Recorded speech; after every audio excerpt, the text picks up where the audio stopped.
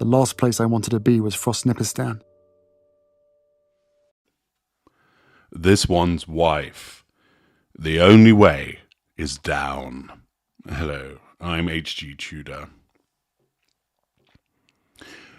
This one's wife was a mediocre actress who landed the jackpot. Many people would have reservations about marrying Prince Harry, but for a narcissist such as this one's wife, he represented the holy grail for someone like her with regard to catering to the prime aims. For someone who was a mediocre actress that came from a fairly run-of-the-mill background, who was earning reasonable money as a consequence of the work at Suits, but then that had dried up, the fact that she was unable to ensnare Harry was getting the winning ticket in the lottery. He was easy to control. He fountained with fuel. There were oodles of character traits and residual benefits for her narcissism to sink its teeth into. An obscure actress about very few people had heard suddenly found herself thrust onto the world stage.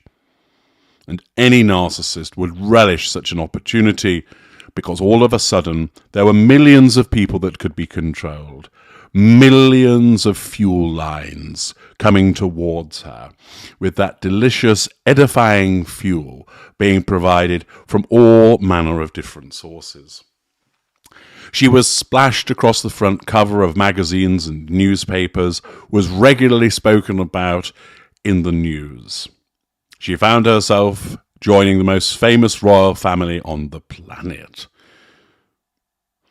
It would all be exciting times for a non-narcissist, but for a narcissist it represented a golden opportunity, one whereby the prime aims would be surpassed compared to any other arrangement that she might have achieved. Naturally, she was unaware of the pursuit of the prime aims. She just thought that she had gained the recognition that she was entitled to, that it was time for her to shine, and also that she saw an opportunity to modernize and alter the royal family without having any due regard for the boundaries that this would transgress, the lack of emotional empathy shown for trying to alter a centuries-old institution, and the fact that it showed what a sense of entitlement she had. We know, as we have watched, that there has been this fall from grace, that the glorious opportunity that she was once afforded has resulted in her fleeing to Canada and then the United States, where she believed that she would set up the court of Queen This One's Wife. It didn't turn out that way. The downward spiral, which I predicted some time ago, commenced, and it is the only way is downwards for this one's wife. She won't see it that way, but the fact is, it's down. Down in popularity, down in influence, down in opportunities, down in financial health, down in the eyes of the world. Repeatedly, there are those that saw that she had that glorious opportunity which she threw away, and it was thrown away as a consequence of her narcissism, which caused her to believe that she was more important than the institution that she had joined, rather than realizing that she was only important because of the institution that she has joined. And on a near daily basis, we are witness to this downward trajectory. As no offers come forward to work with her, ridicule is poured upon her from a variety of different sources. The press continues to report on her failings. Speculation mounts with regard to the state of the marriage. There's no reconciliation with the royal family. She's painted herself into a corner. And as I've explained to you, the only way out of that would ultimately be disengagement with Harry and seeking out someone new. As part of the fact that the only way is down, this is shown, for instance, by a report from Svar Nanan Sen that appears in GB News, whereby it's explained that this one's wife and Prince Harry are tarnished for life as fucking grifters. This one's wife and Prince Harry have been tarnished for life by the brutal fucking grifters label assigned to them by a Spotify executive, according to a royal commentator.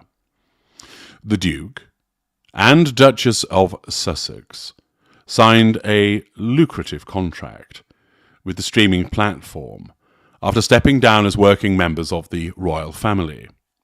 However, executives at Spotify were left underwhelmed with this one's wife's Archetypes podcast, which explored stereotypes used against women.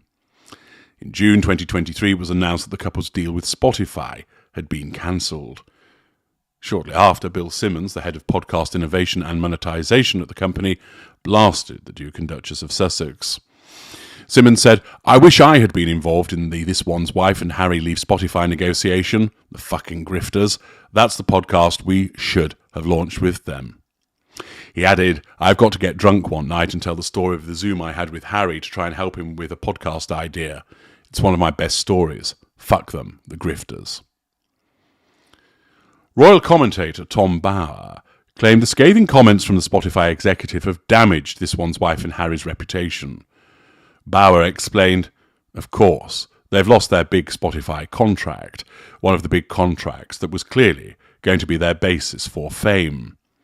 The grifters line has tarnished them for life.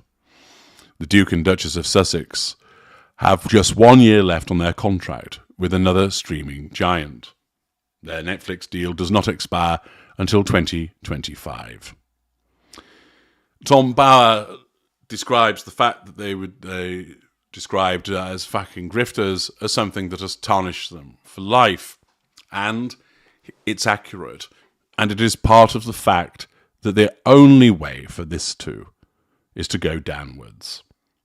By being described as fucking grifters, other people have been alerted to what they are, and therefore have been entirely reluctant to risk reputation, brand management, and money on them, resulting in not only a drying up of opportunities, but hastening the downward spiral for the Sussexes. I explained in an alternative video those that rescued their careers, but there's not going to be any redemption for this one's wife. You need talent to turn things around, and she has none. You need charisma to win people over. She has none. The transgressions that she is engaged in, principally smearing the royal family, having nothing to do with her own ailing father, are in the eyes of so many acts which are beyond redemption.